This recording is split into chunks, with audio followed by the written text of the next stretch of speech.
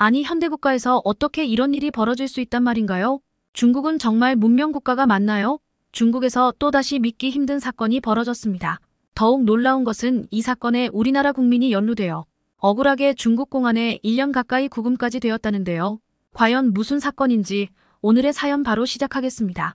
시작 전에 1초 만에 할 수 있는 구독과 좋아요 부탁드립니다. 안녕하세요. 저는 독일 출신의 스포츠 기자 카티아 크라우스입니다. 저는 1970년 11월 23일 독일 함부르크에서 태어났어요. 그때만 해도 제가 이렇게 파란만장한 인생을 살게 될 줄은 아무도 몰랐겠죠. 저는 어릴 적부터 축구를 좋아했고 축구에 대한 열정이 남달랐어요. 아니, 좋아했다기보다는 제 전부였다고 해야 할까요? 제 인생은 축구를 중심으로 살아왔다고 해도 과언이 아니에요. 저는 TSV 시멘의 유소년 팀을 거쳐 FSV 프랑크푸르트의 프로팀에서 선수로 활동했어요. 골키퍼로요. 그때 제 나이가 19살이었죠. 와, 지금 생각해보면 정말 어렸네요. 그 나이에 프로 선수라니 제가 미쳤던 거 맞나 봐요. 그런데 말이죠. 1970년대와 80년대 독일에서 여자가 축구를 한다는 건 어떻게 표현해야 할까요? 다들 미친 짓이라고 했죠. 카티야, 너 제정신이니? 이런 말 엄청 들었어요. 하지만 저는 개의치 않았어요. 아니, 어쩌면 그런 시선들이 저를 더욱 강하게 만들었는지도 모르겠네요. 저는 정말 열심히 축구를 했고 우리 팀은 리그에서 3번이나 우승을 했어요. 믿어지세요? 저도 지금 생각하면 꿈만 같아요. 그리고 저는 1995년 독일 국가대표로 뽑혀 유럽 선수권 대회에 나갔어요. 그리고 우리가 우승했죠. 그때의 기쁨은 말로 표현할 수가 없어요. 정말이지 온 세상을 다 가진 것 같았어요. 하지만 모든 좋은 일에는 끝이 있더라고요. 1997년 27살의 나이에 은퇴를 결심했어요. 무릎 부상 때문이었죠. 그때 정말 세상이 무너지는 것 같았어요. 이제 뭐하지? 하는 생각에 밤잠을 설쳤죠. 그래서 결심했어요. 공부를 다시 해보자고요. 프랑크푸르트 대학교에서 경영학을 공부했어요. 어떤 날은 정말 포기하고 싶었어요. 축구공을 차는 것보다 책을 읽는 게 100배는 더 어렵더라고요. 하지만 버텼죠. 그리고 그 선택이 제 인생을 완전히 바꿔놓았어요. 2003년 함부르크 SV의 이사회 멤버가 됐어요. 여자가, 그것도 전직 여자 축구선수가 분데스리가 클럽의 이사회에 들어간 건 처음이었죠. 주변에서 많이들 놀랐어요. 여자가 감히 이런 시선들이 많았죠. 솔직히 저도 두려웠어요. 하지만 이건 제게 기회였어요. 축구계를 바꿀 수 있는 기회 말이에요. 8년 동안 이사회에서 일하면서 많은 것을 배웠어요. 그리고 더 큰 꿈을 꾸게 됐죠. 더 나은 축구 문화를 만들자는 꿈이었어요. 2013년부터는 새로운 도전을 시작했어요. 책도 쓰고 방송에서 해설도 하고 있죠. 권력은 여성적이다, 진정한 권력, 이런 책들을 썼어요. 제목부터 도발적이죠. 하지만 진심을 담았어요. 우리 사회, 특히 스포츠계에 여성의 목소리가 더 필요하다고 생각했거든요. 지금은 스포츠 컨설팅 회사도 운영하고 있어요. 제 경험을 바탕으로 스포츠계에 새로운 바람을 일으키고 싶어요. 특히 여성들이 스포츠계에서 더 활약할 수 있게 돕고 싶어요. 가끔 지나온 길을 돌아보면 참 신기해요. 선수에서 경영인, 그리고 지금은 저널리스트라니. 제 인생이 롤러코스터 같아요. 아찔하지만 짜릿하죠. 여러분, 꿈을 꾸세요. 그리고 그 꿈을 위해 싸우세요. 세상은 우리를 쉽게 받아주지 않을 거예요. 하지만 포기하지 마세요. 저도 포기하지 않았고 지금 이 자리에 있잖아요. 축구는 스포츠는 단순한 게임이 아니에요. 우리 사회를 바꿀 수 있는 강력한 도구예요. 앞으로도 이 믿음으로 계속 나아갈 거예요. 여러분도 함께 해주시겠어요? 제 이야기가 너무 길었나요? 하지만 이게 바로 저예요. 포기를 모르는, 끊임없이 도전하는 카티아 크라우스. 여러분의 인생도 멋진 이야기가 되길 바랄게요. 감사합니다. 아, 맙소사. 정신없이 제 얘기만 하다가 정작 중요한 걸 깜빡했네요. 중국에서 있었던 그 충격적인 사건 말이에요. 제 자신이 너무 한심하네요. 이런 중요한 일을 어떻게 잊었지? 자, 이제 그 이야기를 시작해야겠어요. 여러분, 마음의 준비 단단히 하세요. 정말 믿기 힘든 일이 벌어졌거든요. 이제부터 그 사건에 대해 말씀드리겠습니다. 저는 앞에서 소개했다시피 독일의 스포츠 기자로 약 1년 전 취재차 중국을 방문했을 때 정말 충격적인 소식을 접했습니다. 한국의 축구선수 손준호가 승부 조작 혐의로 체포되어 1년 가까이 구금되어 있다는 소식이었죠. 처음 들었을 때는 정말 믿기지 않았어요. 세상에, 이런 일이 21세기에, 그것도 세계 2위 경제대국이라는 나라에서 이런 일이 벌어지다니요. 처음 들었을 때는 정말 어안이 벙벙했어요. 정말 말도 안 되는 일이죠. 손준호 선수의 상황을 들으면서 정말 가슴이 아팠어요. 축구선수로서 그의 경력이 어떻게 될지, 그의 가족들은 얼마나 걱정하고 있을지, 생각만 해도 끔찍해요. 아, 정말 어디서부터 말씀드려야 할지 모르겠어요. 그런데 잠깐, 여러분 손준호가 어떤 선수인지 아세요? 그는 단순한 축구 선수가 아니에요. K리그의 자존심이자 한국 축구의 미래였죠. 이런 선수를 어떻게 모를 수 있겠어요? 포항 스틸러스에서 프로 생활을 시작한 손준호는 그의 재능을 빛내기 시작했어요. 날카로운 패스와 뛰어난 경기 읽기 능력으로 곧 리그 최고의 미드필더로 자리 잡았죠. 전북 현대로 이적한 후에는 더욱 성장했어요. 그의 플레이는 예술 그 자체였어요. 필드를 휘저으며 공격을 이끌고 수비까지 가담하는 올라운드 플레이어로 진화했죠. 2020년은 그의 커리어의 정점이었어요. 바로 K리그 MVP를 차지한 거예요. 이게 얼마나 대단한 일인지 아시나요? 한국 최고의 축구리그에서 최고의 선수로 인정받았다는 거예요. 그의 재능과 노력이 빛을 발한 순간이었죠. 2023년 이 훌륭한 선수가 K리그의 제주 유나이티드에서 팀을 이끌며 주장으로 활약하다가 중국 슈퍼리그로 이적했어요. 바로 산둥 타이산이라는 팀이었죠. 그가 이적했을 때 모두가 놀랐지만 동시에 그의 새로운 도전을 응원했어요. 손준호라면 중국에서도 충분히 잘할 거야. 아시아 최고의 미드필더가 될 거야. 이런 기대와 응원이 가득했죠. 하지만 누가 상상이나 했겠습니까? 2023년 5월 청천벽력 같은 소식이 들려왔어요. 손준호가 갑자기 중국 공안에 의해 연행되었다는 거였어요. 그것도 비국 가공작 인원 수뢰죄라는, 도대체 무슨 뜻인지도 모를 혐의로요. 비국 가공작 인원 수뢰죄라는 어처구니없는 혐의로 구금될 줄을. 그 후로 갑자기 2023년 7월부터 그의 소식이 뚝 끊긴 거예요. 그의 소식이 끊겼을 때 정말 모두가 걱정했어요. 구단과의 계약 문제로 구금되었다는 소문만 들려왔을 뿐 정확한 상황은 아무도 알 수 없었죠. 한국 축구팬들은 물론 저를 비롯한 전 세계 축구팬 모두가 충격에 빠졌어요. 새로운 도전을 위해서였을 텐데 누가 이런 일이 벌어질 줄 알았겠어요? 정말 가슴 아픈 일이었습니다. 손준호의 재능과 그의 꿈 그리고 그의 미래. 이 모든 것이 한순간에 위험에 처한 것이죠. 이 사건을 취재하면서 제가 중국에서 목격한 상황은 정말 중국이라는 나라의 미개함과 어리석음은 어떤 어휘로 표현하기 힘들 정도였어요. 어떻게 표현해야 할까요? 비상식적이라는 말로도 부족할 것 같아요. 세상에 이게 말이 됩니까? 그것도 G2라고 하는 나라에서 이런 일이 벌어지다니. 여러분, 비상식적이라는 말로는 턱없이 부족해요. 21세기 문명국가라고 하기엔 너무나도 부끄러운 모습이에요. 아니, 기본적인 인권 개념이 전혀 없어 보였어요. 도대체 이게 말이 됩니까? 21세기에, 그것도 세계 2위 경제대국이라는 나라에서 이런 일이 벌어지다니. 지희라고요? 정말 황당하고 어이가 없었죠. 기본적인 인권 개념이요? 그런 게 있기는 한 건지 의심스러울 정도였어요. 한 인간을, 그것도 국제적으로 유명한 스포츠 선수를 이렇게 대한다니. 정말 눈을 의심할 지경이었죠. 잠깐, 제가 독일 출신이라 한국 축구에 대해 잘 모를 거라고 생각하실지 모르겠지만 전 한국 축구를 정말 좋아해요. 손흥민, 김민재, 이강인. 정말 대단한 선수들이 많잖아요. 손준호 선수도 그중 한 명이었어요. 손준호 선수가 K리그에서 뛰는 걸 본 적 있었어요. 와, 정말 눈부시더라고요. 태극마크 달고 뛰는 모습은 또 어떻고요? 그런 그가 이런 일을 당하다니 그의 모습을 다시 볼 수 있을까요? 언제쯤 그가 다시 그라운드를 누빌 수 있을까요? 국제축구선수협회도 나서고 한국 정부도 노력하는데 중국은 꿈쩍도 않더라고요. 이게 말이 됩니까? 시간은 흘러가는데 소식은 없고 가족들의 마음은 어떨까요? 팬들은, 동료 선수들은 생각만 해도 가슴이 아파요. 솔직히 말씀드릴게요. 전 중국이 이렇게까지 비인도적일 줄 몰랐어요. 문명국가라고요? 웃기는 소리 마세요. 기본적인 인권도 존중 못하는 나라가 무슨. 여러분, 이건 단순히 축구선수 한 명의 문제가 아니에요. 이건 인류의 양심을 시험하는 사건이에요. 우리가 무엇을 할 수 있을까요? 제가 한국인은 아니지만 이 일을 겪으면서 한국이 얼마나 대단한 나라인지 새삼 깨달았어요.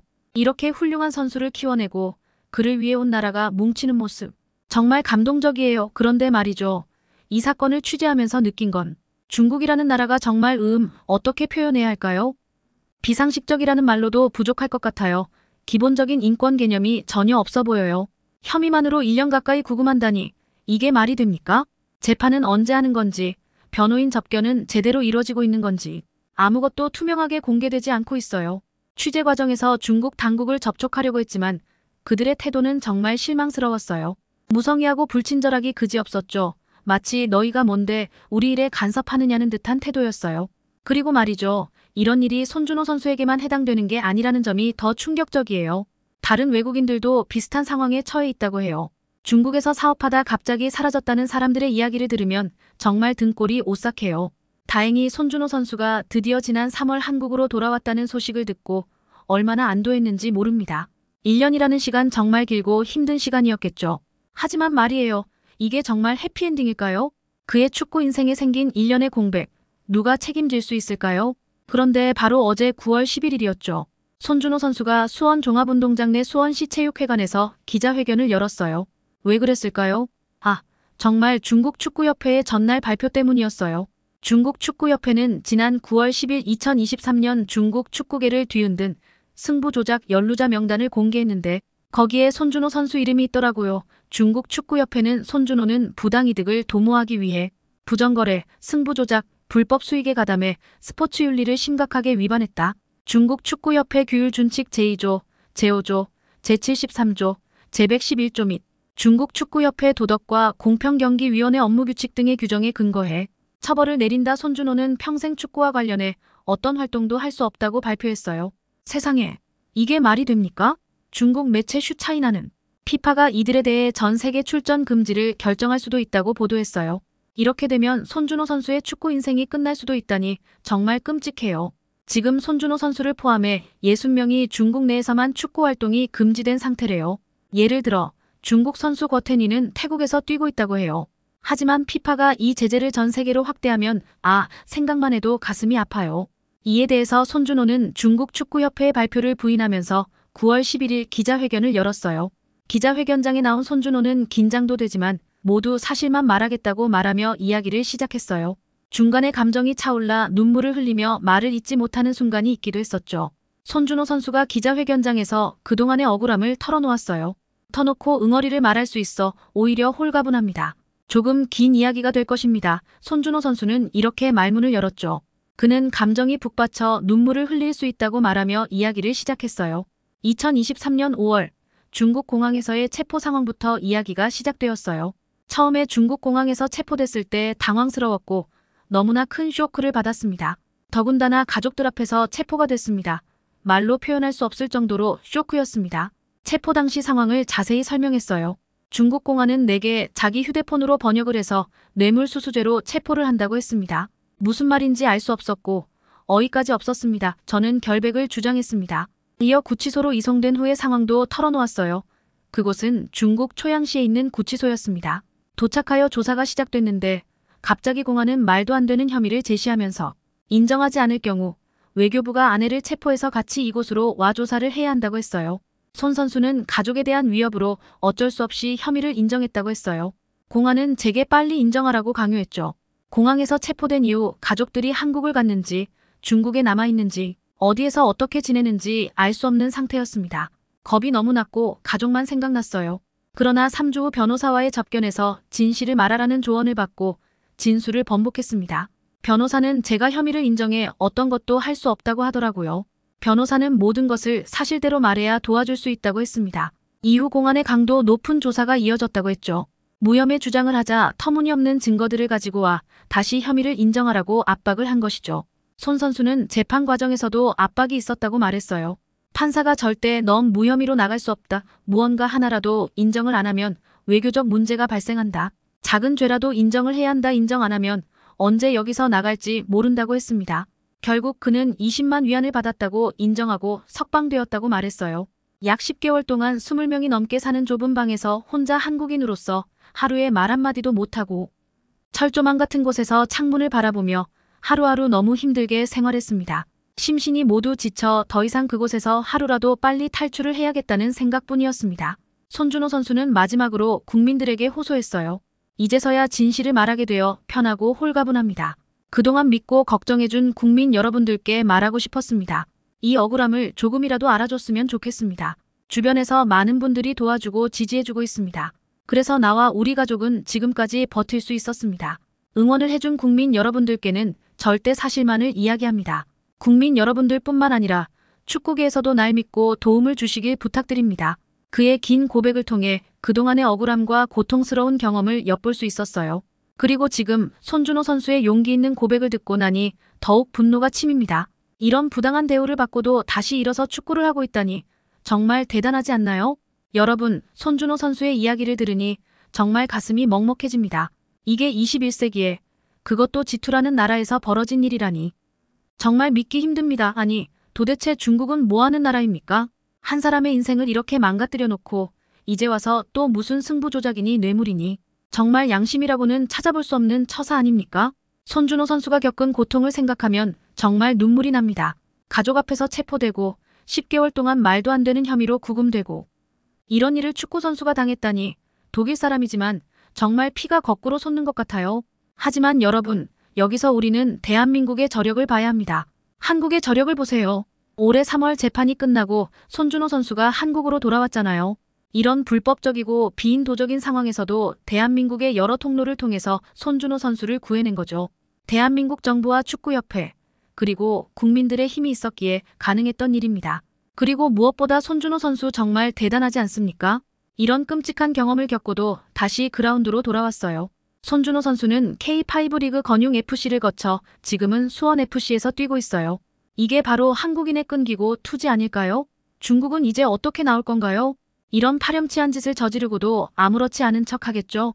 중국 정말 실망스럽습니다. 한 사람의 인생을 이렇게 망가뜨리고도 아무렇지 않은 태도. 도저히 이해할 수 없어요. 하지만 우리는 진실을 알고 있습니다. 손준호 선수의 억울함과 그의 고통을.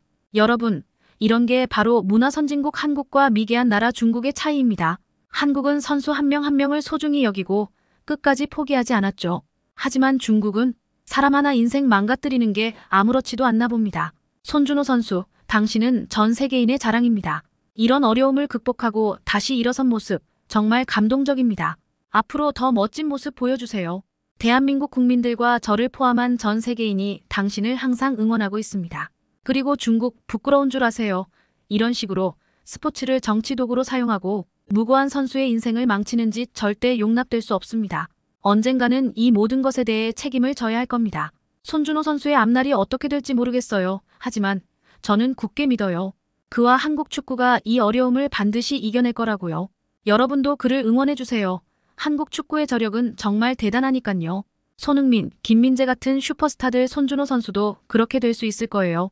그런데 이렇게 1년을 허비하다니 여러분 생각해보세요.